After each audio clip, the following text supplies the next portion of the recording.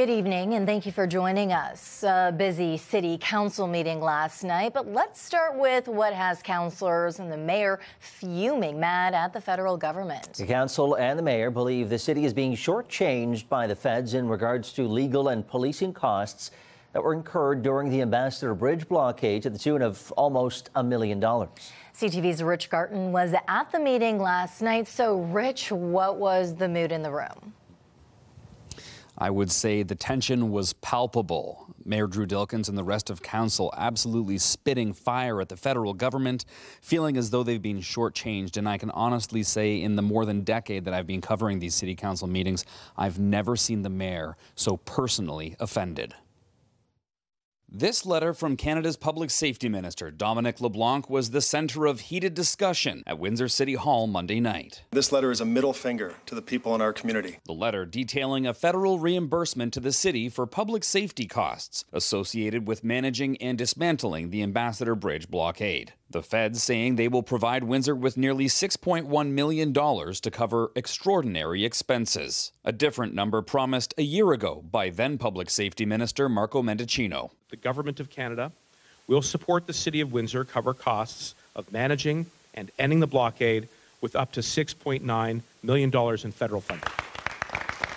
The difference, nearly $900,000. It does not live up to their commitment and their promise that they made. So to leave the people in our community on the hook for $900,000 for this response is among the most offensive things that I have ever seen in my time here at Windsor City Council. Council aligned in anger. This has gone on the backs of the citizens of Windsor for decades.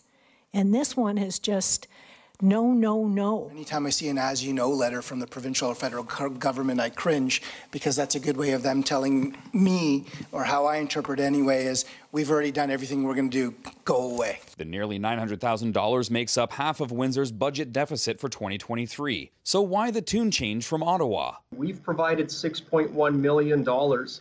What is not eligible are legal fees, the 1.8 roughly in legal fees that the city accrued. Legal costs from filing an injunction and appearing at the Emergencies Act Commission. Windsor-Tecumseh Liberal MP Eric Kazmaricek says the feds, in the spirit of partnership, came up with a formula to reimburse half those legal costs for both Windsor and Ottawa. We still have yet to hear from the province because the province has not yet provided any funding to help the city defray those costs. The city unwavered, still writing letters and making calls to get full reimbursement. We'll explore all future options moving forward. All options are on the table?